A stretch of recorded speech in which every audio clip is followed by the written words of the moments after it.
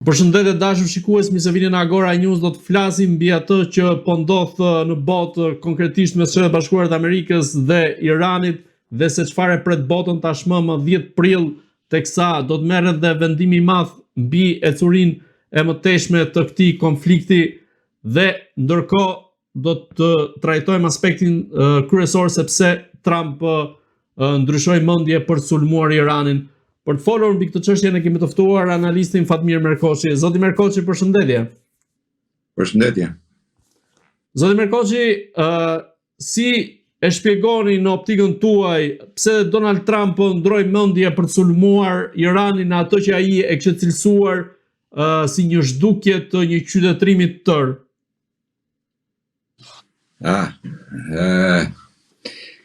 Duhet ta shohësh pak me gjaktësi tërheqjen e Trumpit, cili në një shkrim para se të mbarodë skadimi i luftës bëra që nuk do kemi sulm të Amerikës kërshi Iranit. Pra Trumpi atë deklaratë që e bëri në nerva e sipër, sepse duhet shkopim pak e curinë në luftimeve si kanë zgjatur dhe si kanë ardhur. Atë që kam deklaruar në fillim që Amerika nuk pati përgatitur një strategji për ndërhyrjen e Iran. Por gjatë gjithë kohës e cila në fillim u dha që vrasja Khamenei do binte regjimi e mbethet, tash të gjitha dështuan dhe lufta nuk ishte më as ditore dhe as javore, po vajti rreth 37 ditë luftime, ku pavarësisht nga deklaratat që bëheshin her pas here nga vetë Trump që thoshte kemi shkatru baza, kemi bërë këtë, kemi bërë atë, Irani vazhdonte goditjet e tij dhe çuditërisht sa vinte i profesiononte goditjet. Pra bënte goditje të kalibruar, nuk bënte më goditje të themi në mas apo me armatim të shumë, po rrëshonte nga një predh, por gjithmonë në goditje të kalibruar. Dhe profesionizmi i tij arriti deri në atë pikë sa nxorri dhe atë bombën shpërthyese në ajër, dërgoi një raket me rreth 3000 sa 4000 kilometra, ku i tregoi që armatimi im nuk ka mbaruar, përkundrazi kemi një armatim tjetër. Por të gjitha këto ishin në vazhdin e ditëve dhe të luftimeve që bëheshin ditë pas dite, dhe ajo që është kryesorja të themi ishte deklarata e fundit e Trump, kur tha që do t'i dërgojnë epokën e burit dhe do t'i shuaj, domethënë si komb, biles duke përdorur në fund edhe fjalën e Allahut. Të treja kanë kontekste të ndryshme në atë retorikën që përdori Trumpi. Po pse përdori Trumpi këtë retorikë kaq të egër?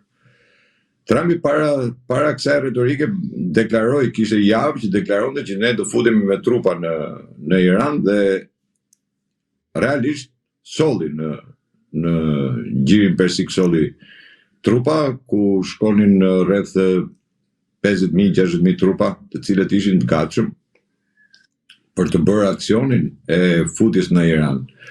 Dhe çdo njeri priste ndërhyrjen ushtarake me trupave të Iranit. Një ndërhyrje të cilët Trumpi e bëri. Trumpi e bëri dhe e bëri në Haifa, në centralin bërthamor të Haifës, ku u deklarua që u rrëzua një helikopter dhe vajti për shpëtimin e helikopterit. Në realitet nuk ishte shpëtimi i helikopterit, se për shpëtuar një pilot nuk shkon një batalion i tërë, nuk përdoren rreth 100 sa avion, dhe në atë ndërhyrje pati rreth 12 apo 13 avion të cilët u shkatruan, dolën jashtë luftimit. Kështu që kjo ishte ndërhyrja ushtarake me trupa e Trumpit, i cili kërkoi të ndërhyte në Haifa, në atë zonën e Haifas, ku nuk e përballoi dot, nuk u fut dot, dështoi si operacion, po duke dështuar si operacion, patjetër që dështon edhe si strategji. Pra strategjia për të futur me trupa dhe për të ndërhyrë me trupa në Iran dështoi. Dhe pas këtij dështimi, pavarësisht thash se e nxorrën si një fitore si ato filmat janë pa gjithmonë, që del ai amerikani i fundit shpëton, bën i vetëm tek pull. Kësaj radhe nuk ishte kështu. Megjithëse u munduan thash ta jepnin në këtë lloj forme, por nuk ishte kështu. Ishte dështim total i operacionit, të cilët e bëri në AIFA, në zonën e AIFA, se ka qenë rreth 30 kilometra larg AIFA-s sulmi, ku kërkoi të ndërtonte bazën për të sjellë trupat e tjerë dhe për të ndërhyrë. Kështu që pas këtij dështimit, Trumpi doli me atë deklaratën që tha do ta çojnë në fokun e mgurit. Ky ishte një deklaratë dëshpëruese e Trumpit. Dhe dëshpërimi i tij ishte akoma më i madh për vetëm arsye sepse u shkarkuan disa general të forcave të armëtosura të Amerikës. Kjo tregon atë konfliktin që gjithmonë ne kemi thënë që brenda Magës ka konflikte të ndryshme për sa i përket luftës ndërhyrjes së Shtetit Bashkuar të Iranit, sepse gjithmonë ato që kanë deklaruar dhe vet pjesëtarët e Magës apo edhe vet amerikanët kanë thënë që kjo nuk është luftë e Amerikës dhe nuk është luftë e Izraelit. Kështu që në këto kushte, duke qenë se dështoi ndërhyrja e trupave ushtarake, se nuk kishte më se ku të ndërhynte me trupa ushtarake Trumpi. E ditë shumë mirë, të gjithë ata general të cilët u shkarkuan, që ishin general karriere, që ishin general të paktën me një 30 vjet karrierë, do të thotë që ndërhyrja dështoi. Qoftë edhe këta general të cilët i emëroi Trumpi nuk e morën përsipër për ta bërë këtë lloj ndërhyrje, kështu që dështoi. Dështimi i këtij solli në këtë lloj forme. Tashmë për të dalë atë që kam deklaruar gjithmonë, kemi diskutuar në emision tjetër, problemi nuk është se u futen luftë, por problemi është se si do dalësh nga lufta. Dhe duke mos pasur një strategji të mirë fillt, atëherë do ngelesh gjithmonë në atë guackën, në guackën apo grackën që të ka fut Izraeli, se realisht tashmë vetëm Izraeli është ai që po komandon, themi, dhe ai po merr gjithë vendimet, pavarësisht nga deklaratat që ka bërë Trumpi apo Amerika, gjithmonë Izraeli ka qenë kundër tyre dhe ka pas një mospërputhje ndërmjet dy shtabeve të themi të luftës, dhe kjo është treguar gjatë 37 viteve të luftimeve. Por Trumpi ndodhet në pozicion të vështirë tashmë dhe arritet të pranoj një tërheqje, themi, me një armë pushim. Ajo që kam thënë gjithmonë që lufta sado e egër tjetë, sado e zgjatur tjetë, përfundimi i saj është gjithmonë në tavolinë, gjithmonë do bëhen bisedime, do bëhen tavolinë. Por u gjet një faktor i rëndësishëm në gjirin e mesëm për të qenë negociator dhe për të qenë i besueshëm nga të dy krahat. Pavarësisht se për të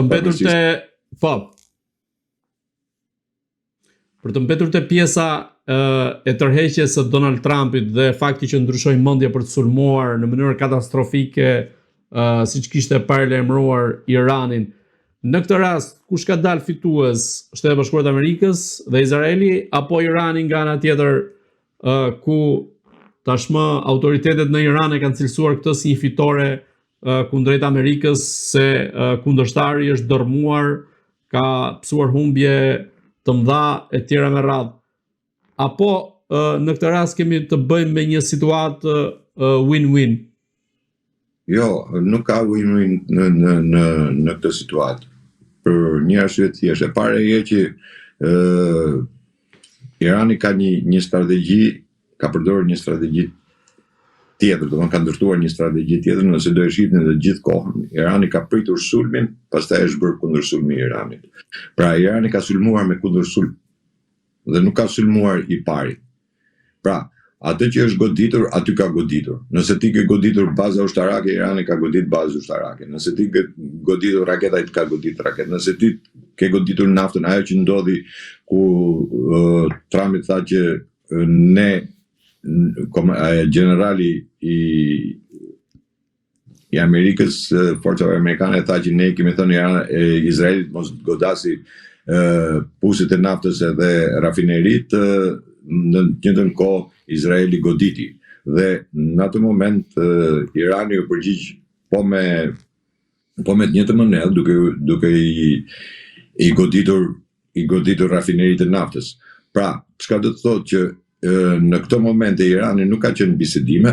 Kjo është taksative që Irani nuk ka qenë në bisedime me Amerikën, nuk ka pas asnjë lloj bisedime, asnjë lloj komunikimi me ta. Dhe ajo që të thash u detyruan ta kërkoj Amerika këtë lloj armë pushimi, qoftë edhe për municion, duhet kuptojmë edhe një gjë se është edhe problemi i municioneve. Jo se Amerika nuk ka municion në Amerikë, por nuk ka aty në frontin e luftës. Se aeroplan mbajtësit tek e fundit mbajnë një kapacitet caktuar të raketave, nuk është se mbajnë në mënyrë panumërt një e para, dhe furnizimi që bëhet me raketa tek aeroplan mbajtësit i bëjnë furnizimin vetëm në baza, nuk mund t'i bëjnë në det hapur apo në mole të ndryshme. Kështu që në këtë moment jemi në atë pikën ku edhe Izraeli vet nuk ka kapacitete për ta vazhduar luftën, pavarësisht se u deklarua nga Trumpi që nuk do godasim në 10 ditë, nuk do godasim dhe do ulemi në tavolinë.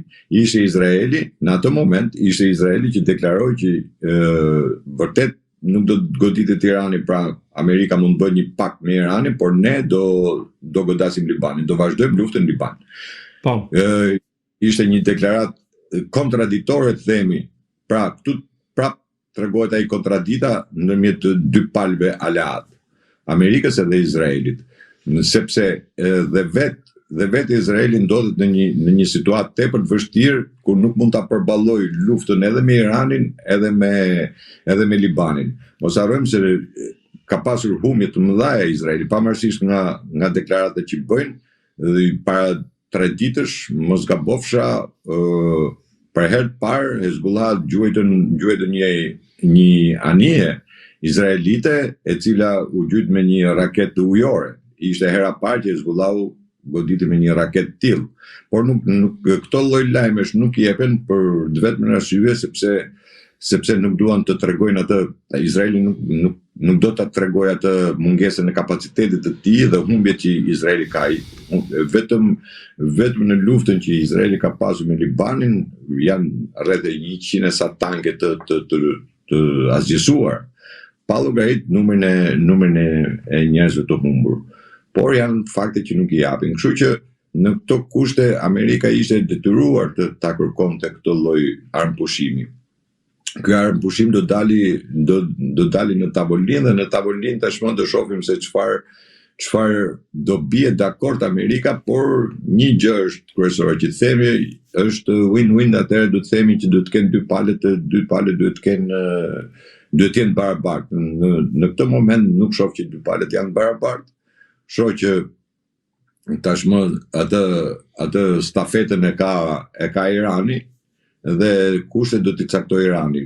Irani ka bërë një strategji tjetër, dhe po të shohim kanalin e Hormuzit, pavarësisht se është diskutuar gjithmonë mbyllet që kanali është mbyllur, kanali e Hormuzit. Kanali e Hormuzit në asnjë sekond nuk ka qenë i mbyllur. Pavarësisht kanë deklaratat që janë bërë. Pse? Sepse anijet kineze, anijet indiane, anijet të cilat ishin, themi, në mbështetje apo nuk ishin ndërhyrë në luftë, nuk janë penguar. Madje mund të them që në momentin kur Franca në Këshillin e Sigurimit vendosi hodhi poshtë kërkesën për të ndërhyrë me forcë nga OKB-ja në Kanal të Hormuzit, në atë moment lejoi që anija francezët kanorën në Kanal të Hormuzit. Iraku e shet të gjithë naftën, vazhdon ta shesi, edhe gjatë këtyre ditëve ka shitur naftë, vetëm nga marrëveshja që ka bërë me Iran. Pra, kanali i Hormuzit ka qenë funksional. Nuk është se ka qenë i ndaluar për anijet amerikane dhe sidomos anijet iraniane. Dhe të gjithë vendet të cilët e mbështesin këtë luftë, pra janë kundër Iranit, ato vende ai nuk i ka lejuar. Vendet e tjera kanë kaluar në kanal të Hormuzit. Kështu që është një propagandë që bëhet gjithmonë në luftë, gjithse kush kërkon të shtojë akoma më tepër atë propagandën dhe për ta treguar armikun sa më dobët, apo bëjnë kërkesa të cilat janë pa bazë, themi, pak a shumë për një arsye. Nëse ti i kërkon Iranit që mos ndërtoj bombën bërthamore, po mos harroni se ka qysh nga 1984 që Izraeli ka ngritur pretendimin e parë që Irani për 2 javë të ndërtoj bombën bërthamore. Nga viti 1984 deri në 2026, i thonë rreth 50 vjet që Irani vazhdon, Izraeli vazhdon me të njëjtën melodi që Irani do bëj bombën bërthamore. Në të njëjtën kohë, kur Irani e ka pasur të ndaluar me ligj, me fetva, quhet në atë gjuhë, nga Khamenei që nuk do ndërtojmë bombën bërthamore. Por çfarë kërkon Izraeli? Unë kam frikë që Izraeli, edhe pse Amerika ka bërë këtë lloj marrëveshje, Izraeli do jetë ai që do godasi. Do vazhdoj të godasi. Pikërisht në këtë moment, kjo është ajo që doja t'ju pyesja, sa do respektohet ky arpushim 2 javor, sepse kemi parë në rastet e mëparshme ku nuk është respektuar dhe në momentin e fundit kur kanë qenë duke u zhvilluar bisedimet, Irani është goditur. Pikërisht të po të them se edhe në bisedimet që ishin para lufte, para se të niste konflikt, kur arriti që Irani dhe Amerika të ulishin prezent në tavolinë, jo më me video call, po prezent në tavolinë, në ato moment kur ranë dakord, qoftë për bombën bërthamore, që Irani gjithmonë ka qenë dakord për bombën bërthamore, hajde kontrolloni se nuk kam, por qoftë edhe për prodhimin e uraniumit, kur ranë dakord që do zvoglohet në 1.3 prodhimi uraniumit dhe nuk do kishte për 5 vjet nuk do prodhonte uranium. Në këtë moment, kur 2 palët ranë dakord dhe thanë janë bisedime të frytshme, në këtë moment që shkundër qeveritë e tyre për të biseduar me qeveritë e tyre apo për të përcjell dakordsinë në qeveritë e tyre, pra se ishin 2 pika shumë kryesore këto, në atë moment Izraeli goditi. Dhe në atë moment ka filluar lufta. Pra me 27 ishin në tavolinë, me 28 filloi lufta. Dhe ajo deklarat e Izraelit, e cila thot që unë me Libanin, pra përjashtohet Libani nga kjo marrëveshje që bën Amerika, tregon që Izraeli do godasi prap, do vazhdoj të godasi. Dhe Izraeli ka goditur gjithmonë personat të cilët kanë qenë tavolinë. Ali Arani ka qenë një nga negociatorët më kryesor në çdo negociatë ka qenë në tavolinë. Izraeli e goditi, e vrau. Dhe të gjithë ata njerëz të cilët ishin, themi, më liberal, sepse jo më liberal në kuptimin se janë liberalit të lëshojnë në të bëjmë, por duhet kuptojmë një gjë që të ulesh në diplomaci ka një problem. Nëse ti nuk e njeh diplomaci, nëse ti nuk e ulur në tavolina, nëse ti nuk di se si bëhet biseda, nëse ti nuk arrit të krijosh alternativa që hidhen në tavolinë dhe të bisedosh nëpërmjet alternativave dhe nëpërmjet se mund të shkosh në tavolinë dhe të thush këtë dhe pik maroj. Pra negociatat prandaj bëhen. Që tolerohet dhe bëhet, mirë, por duhen njerëz me eksperiencë. Këto njerëz me eksperiencë, të cilët kanë qenë për bisedime dhe kanë qenë gjithkohën në kontakt, këto njerëz Izraeli ka vrarë. Dhe tani çka ka sjell njerëz të cilët janë më radikal se sa ata që u vranë që ishin në tavolina. Sepse ka dhe në tavolinë ka dhe një gjë. Për shembull, nëse këta ishin ulë me kushtin në tavolinë, do të thotë se kishin shtrënguar dorën njëri tjetrit dhe njiheshin personalisht, pra krijon një marrëdhënie tjetër. Po jo me një njeri që ti nuk ke asnjë lloj marrëdhënie, asnjë lloj kontakti. Dhe këtu unë dyshoj tek Izraeli se do ta vazhdoj dhe apo do ta përkeqësoj luftën, sepse Izraeli nuk i leverdis, domethënë tërheqja e Amerikës. Izraeli kërkon të vazhdoj luftën sepse ai do të Netanyahu ka atë projektin e tij duke menduar se do bëj Izraelin e madh. Një Izrael të madh që ai e ka deklaruar dhe e ka shpallur në luftën 12 ditore. Lufta 12 ditore doli me hartën e Izraelit të madh dhe tha ne do bëjmë Izraelin e madh. Se ti Netanyahu ka i të keqë ky Netanyahu. Përveç se është se ky ka qenë, se njerëzit nuk e dinë që ky ka qenë në organizate terroriste Netanyahu fillimisht. I vllai ka qenë kështu me grad generale komandante ushtrie. Që ka qenë ky ka qenë ato grupe terroriste dhe ky vazhdoi ala me terrorizmin. Por Netanyahu nuk është diku në një rabin do i ke thonë ti që ti je Mesia dhe ky ju ka mush mendja që është Mesia, thotë jam misionar, kupton. Edhe ky vazhdon me atë vetën, ky vazhdon ta bëjë dhe ky ishte personi i cili e futi në Amerikën, e tërhoqi në Amerikën në këtë luftë. Sepse Amerika nuk ishte për të futur në luftë. Nuk ishte për të futur në luftë për vetëm arsye se asnjëherë të gjithë presidentët e Amerikës, nëse do t'i vëmë të gjithë presidentët e Amerikës vërtet kanë bërë shantazhe, vërtet kanë bërë presione, vërtet kanë bërë kontrolle në Iran, por kurrë nuk kanë deklaruar dhe nuk kanë bërë luftë me Iranin. Për shumë arsye. Një nga arsyet kryesore është se Irani është i shtet 3000 vjeçar. Shtet 3000 vjeçar. Irani. Se kur të futesh në një luftë do të njohësh edhe gjeografinë, edhe historinë e atij vendi.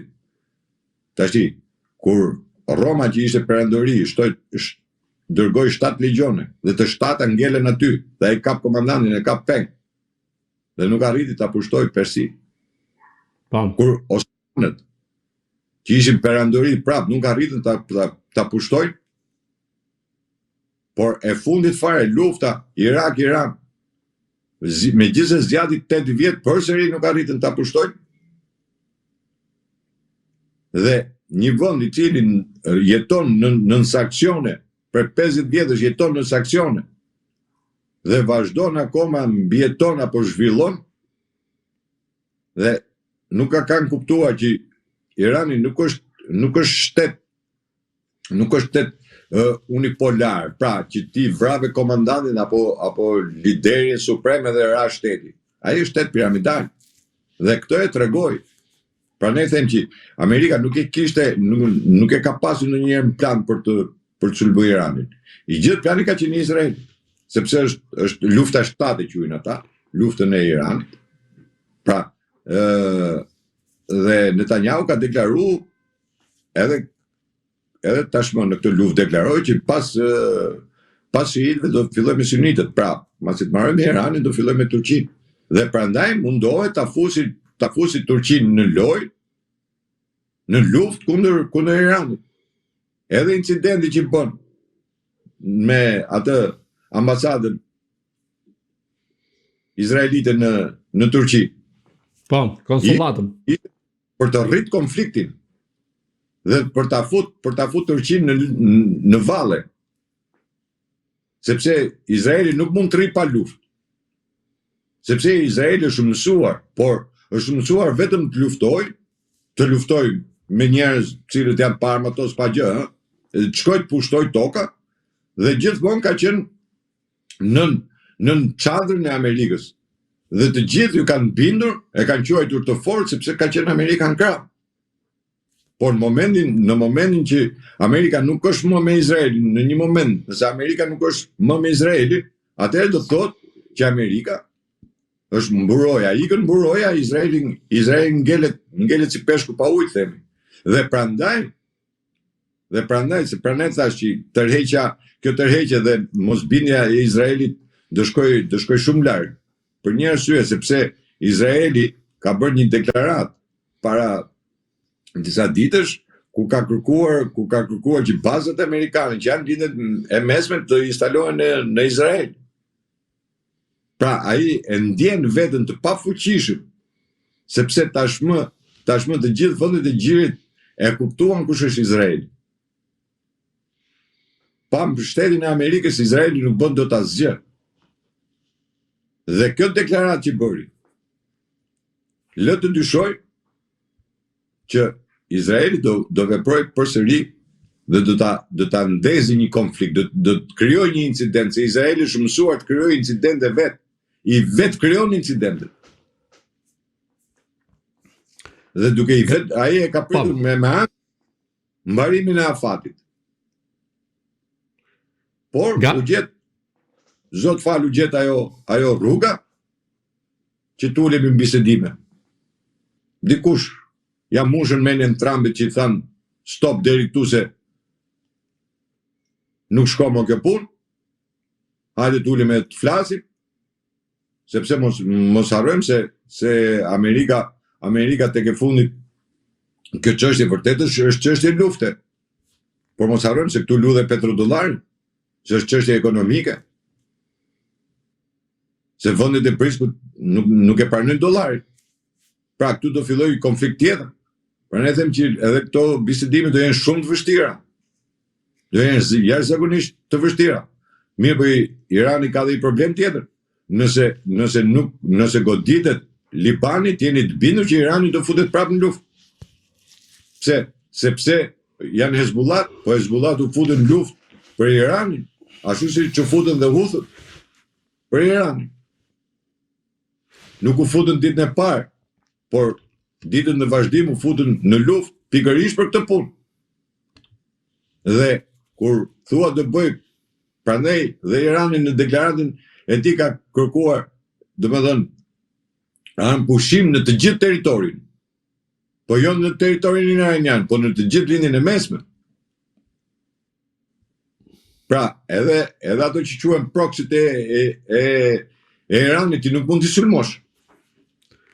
Nëse i sulmon ata, ti ke sulmuar Iranin, pra këtu, prandaj them që Izraeli nuk besoj se do t'jetë i aftë, apo do ketë atë dëshirën e mbylljes së këtij konflikti në tavolinë. Zotë Merkoçi, zëvendës presidenti amerikan J.D. Vance ka theksuar se Shtetet e Bashkuara të Amerikës mund të rikthehen luftimeve nëse Irani nuk angazhohet në mirëbesim në këto negociata dhe se askush nuk mund të luajë apo të tallet me Donald Trump.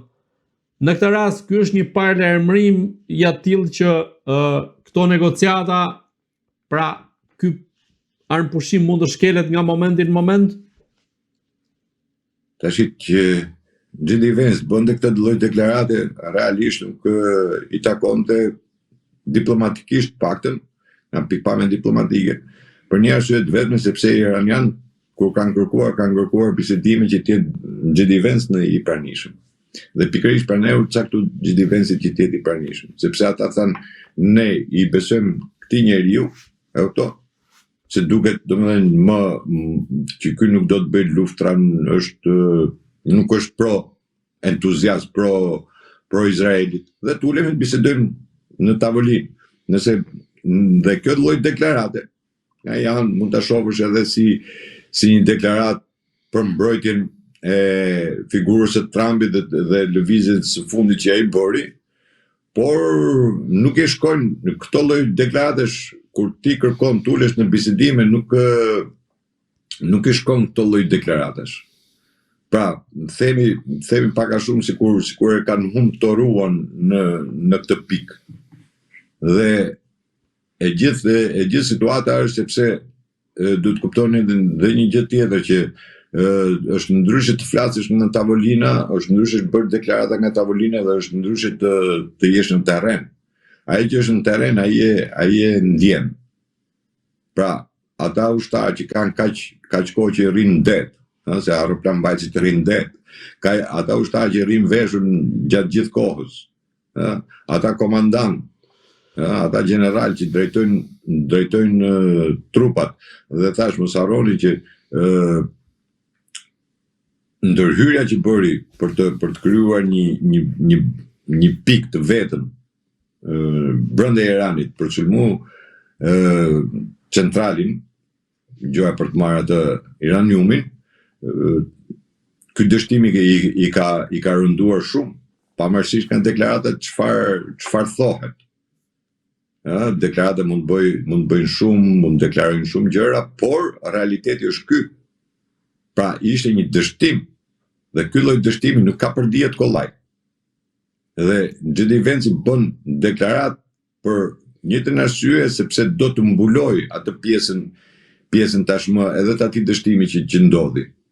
Ne e them me keqardhje këtë që amerikanët u futën pas strategji dhe ndoqën vetëm atë dëshirën apo informacionin që dha Netanyahu, sepse nuk do të harrojmë në asnjë moment, ishte hera parë që Netanyahu bënte brenda vitit 7 vizita në shtëpinë e Bardhit, ishte hera parë që ndodhte kjo. Mos harroni edhe këtë. Pra ka qenë një plan i mirë përgatitur nga Netanyahu, por patjetër që i informuar gjatë gjithë kohës edhe Trumpi, nuk është se s'ka qenë i informuar. Dhe konflikti që ka ndodhur pikërisht tek pushtimi me trupa, ndërhyrja me trupa. Mirë po, deklarata që Trumpi dha, që ne do ndërhyjmë me trupa, dhe pastaj tërhiqesh, tash unë nuk e di nëse kjo quhet fitore. Ndërkohë, Pakistani është cilësuar si një vend kyç i cili ka ndihmuar për të arritur në këtë pikë, pra për të vendosur armëpushimin 2 javor. Ju si e shikoni, sa dorë ka pasur Pakistani në këtë rast, duke qenë se është dhe superfuqi bërthamore sa i përket vendit ku ndodhet, rajonit ku ndodhet, por nga ana tjetër edhe duke qenë se është cilësuar si një vend kyç në aspektin e bisedimeve mes Shtetit Bashkuar të Amerikës dhe Iranit. Pakistani është pranuar në Iran, unë e thash që Pakistani është pranuar nga Irani, megjithëse ka marrëdhënie shumë mira me Amerikën, qoftë edhe me Izrael, nuk është se kanë të mira po nëpërmjet Amerikës.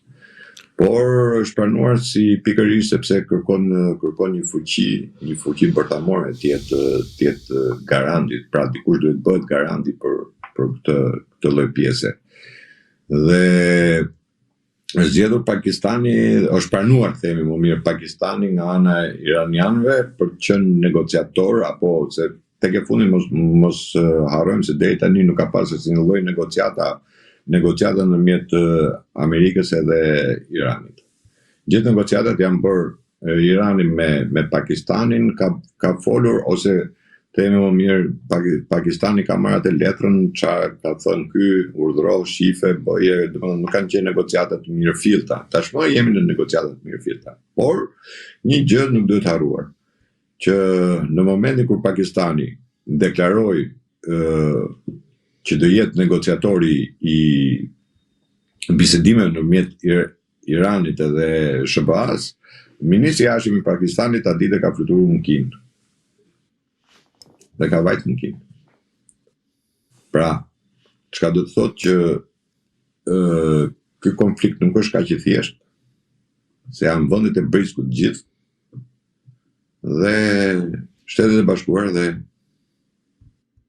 Izraeli. Pra, për të marrë dhe një mbështetje apo një aprivim edhe nga Kina, kuptohet edhe nga Rusia. Pra është pranuar edhe nga Kina që të jetë Pakistani të jetë vendi negociator apo negociatori kryesor i bisedimeve. Pastaj se çfarë kanë folur, çfarë kanë diskutuar, por vajtja e ministrit të jashtëm të Pakistanit direkt në Pekin, pikërisht atë ditë, tregon që ka një ndërthurje dhe një marrëveshje apo një dakordsi edhe nga fuqitë e tjera. Ndërkohë të ndalemi pak brenda politikës së Iranit, ku raportohet se ka pasur përplasje të fortë në nivelet e larta të pushtetit mes presidentit Masud Pezeshkian, që ka akuzuar drejtues të lartë të Gardës Revolucionare për veprimet të njëanshme që sipas tij kanë shkatruar çdo shans për armëpushim dhe që po e çojnë vendin drejt katastrofës. Në këtë rast, apo mundohet në aspektin e përplasjeve të brendshme në Iran që të shmanget Garda Revolucionare sa i përket rastit të bisedimeve kur mund tulen dhe mund të ketë edhe një ndryshim regjimi ose një zbutje të regjimit vet të Iranit në këtë aspekt dhe që mund të çojë më pas drejt një rivendosje, apo themi të marrëdhënieve me Shtetet Bashkuara të Amerikës. Ajo që është kryesorja është që e kam deklaruar qysh në fillim të konfliktit kur u vra Khamenei, kam thënë që Khamenei ka pranuar të vritet. Jo se ka vra vetëm, po ka pranuar të vritet sepse ai qëndroi në shtëpi, në të njëjtën kohë që pritet çdo sekond që do fillonte sulmi, dhe vdekja e Khameneit bëri atë që të unifikoj të gjithë shtetin iranian, duke unifikuar gjithashtu edhe popullin iranian, që të gjithë njerëzit apo të gjithë mediat treguan që do ngrihet sepse u vra Khamenei, u vran disa lider, komandant, dhe populli tashmë do ngrihet edhe do bëhet. Mos harrojmë ka bërë Trumpi një deklaratë kur tha ne e bëm, tha e vram këtë, i bëm këtë, tha i goditën, tash e ka popullin dorë ta bëj, por në të njëjtën kohë populli nuk reagoi. Nuk reagoi dhe tregoi që u bë shumë unitar me qeverinë e tij. Vendosja e Mujtaba Khameneit si drejtues, lider shpirtëror, megjithëse nuk i përmban titujt, u vendos pikërisht që garda revolucionare të kishte në kontroll çdo gjë. Dhe mos harrojmë një gjë tjetër, pavarësisht nga sa thohet dhe flitet, gjitha tash janë propagandë dhe kërkojnë që të fusin edhe i përçarje nëpërmjet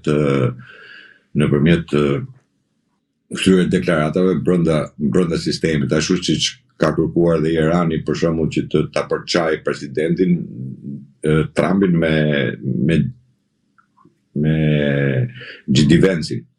Se Vance-in duke thënë që ne nuk pranojmë negociata me Trumpin, pra se ky është i tillë, dhe pranojmë negociata vetëm me J.D. Vance. Kjo është një deklaratë që kërkon të bëj përçarje mes presidentit dhe vicepresidentit, kuptojmë drejt.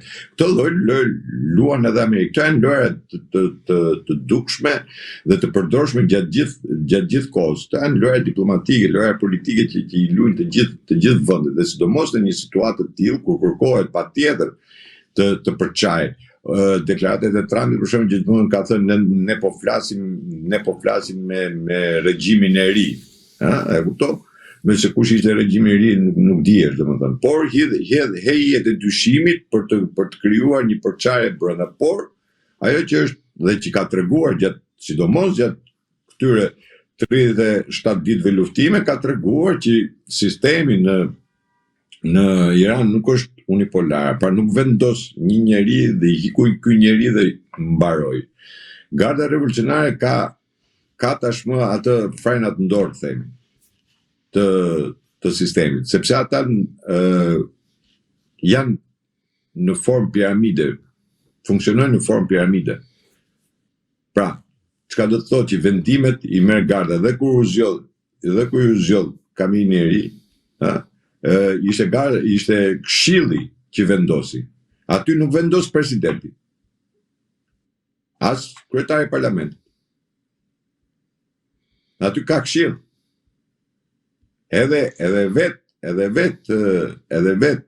lideri i tyre shpirtëror nuk vendos nëse këshilli është kundra.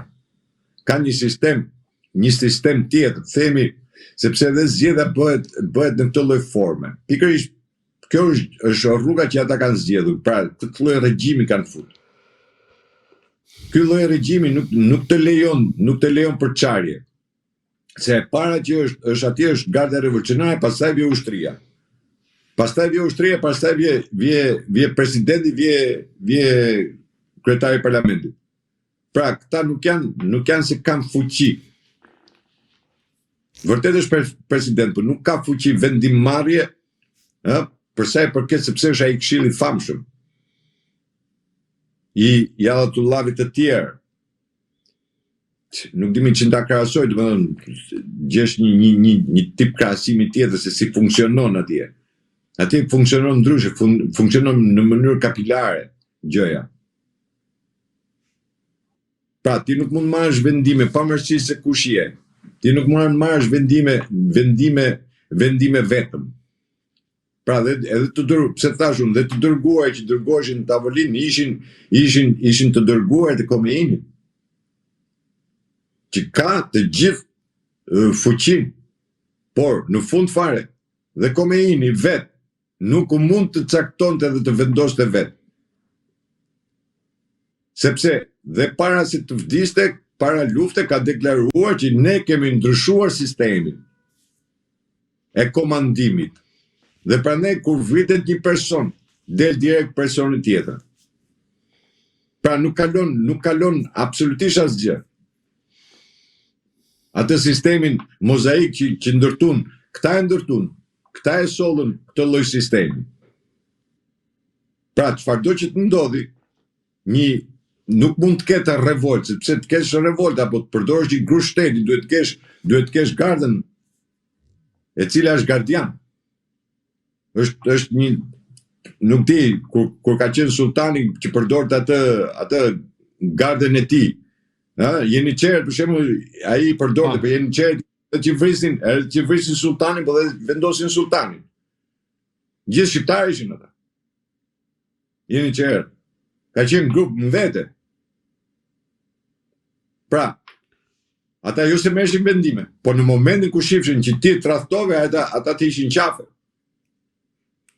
Pra nuk e ka të tagër presidenti atje. Nuk është president, se nuk jemi në një republikë presidenciale që ka tagët presidenti. Edhe në republikë presidenciale prap ka dhe ty i këshill. Se nëse bota qëndron vetëm tek uni, atëherë do shkatrohet. Presidenti i Amerikës vërtet është uni. Amerika vërtet është uni në botë. Dhe presidenti është uni, por u pa dhe u vërtetua disa herë gjatë kësaj kohe që vërtet ka dhënë urdhër. Edhe kur dha urdhrin që anijet amerikane të shoqërojnë në ngushticën e Hormuzit, ishte po komanda që nuk e pranoi. Dhe pastaj doli me deklaratën tjetër kur tha që dilnin vetë dhe edhe shoqërojnë. Pra dhe atje tërheqja që u bë, nuk u bën nga dëshira e Trumpit. Vetëm. Se dhe atje ka një shtab tjetër. Mlidhet aerodhoma atje, mlidhen ca njerëz atje. Janë ca elita aty. Që ju dëgjohet fjala, nuk janë elita që nuk i njeh njeri. Kështu që këto janë deklaratat të cilat bëhen për të futur atë përçarjen, për të futur atë idenë që ne kemi njerëz aty brenda, ne mund të bëjmë çdo gjë, por nuk janë reale, nuk janë konkrete. Kjo është e gjitha. Është thjesht në vazhdën e propagandës. Supozojmë kur vjen në një moment, për shembull, nëse ti lajmi nuk se kemi pas shumë lajme, për shembull gjatë 35 ditëve, 37 ditëve ka pas shumë lajme për luftën. Mirë, po një lajm nëse ti nuk e konfirmon në 2-3, dhe sidomos 2-3 vende të cilët janë sigurta, lajm që japin lajme të sigurta, ti nuk mund ta marrësh mirëfill. Po e merr si lajm. Po jo të mirëfill. Sepse je në gjendje lufte. Dhe në këtë situatë nuk mund merret një deklaratë edhe të bëhet. Sa herë kemi pas gjithë 37 ditëve, Trumpi një deklaratë ka bërë mëngjes, pastaj atë që ka thënë mirë se ka kundërshtuar në drekë, ka kundërshtuar në darkë. Pse janë deklarata momentale këto.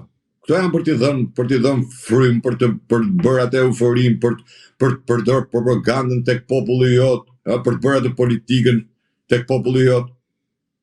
Po për t'i dhënë ushtarëve edhe një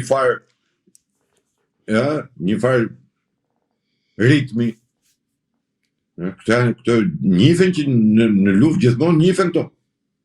Propaganda ka shkatruar botën në kohë paqe.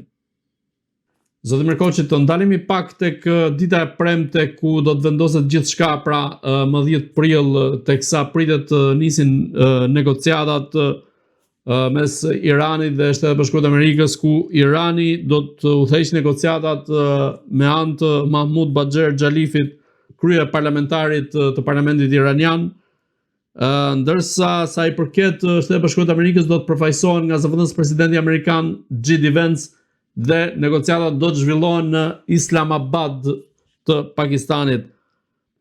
Tani duhet të lind një pyetje natyrshme në fakt. A mendoni se këto negociata do të jenë aq produktive sa ato të mëparshmet, apo në këtë rast do të kemi sërish ato lëvizjet dhe dredhit nga secila palë, gjë që mund të rikthejë konfliktin? Para që negociatat me datë 10 fillojnë, po nuk do thotë se me datë 10 të mbarojnë. Sepse nuk ka negociata që ulesh sot në tavolinë dhe sot u ule, sot ram dakord. Nëse do bien dakord ashtu siç pretendohet, atëherë nuk janë negociata e para dhe kjo luftë që ka bërë kot e dyta. Por do ketë shumë kundërshti. Jam i bindur që pala iraniane nuk do lëshoj, ashtu siç nuk do lëshoj edhe pala amerikane. Nuk besoj se Amerika do të arrijë atë konkluzionin që të largohet përfundimisht nga lindja e mesme, mos ngjet më ndikim. Kështu që do jenë negociata shumë të forta, por nuk besoj se do ketë një marrëveshje të mirëfillt për sa i përket kërkesave që ka Irani në radhë parë. Dhe ajo që unë parashikoj ashtu siç herën e parë, herën e dytë edhe herën e tretë Izraeli do të jetë ai vendi i cili do t'i prishë negociatat. Do ta gjejë një mënyrë apo një sulm apo nuk di se çfarë, po do të jetë ai vendi që do t'i prishë negociatat, se Izraeli në asnjë moment, pavarësisht çfarë do lloj negociata të bëjë dhe sa do të vijë dakord Amerika, jeni të bindur që pa dëshirën apo pa pëlqimin e Izraelit. Nëse Izraelit nuk do t'i pëlqejnë ato negociatat, do filloj luftën prapë.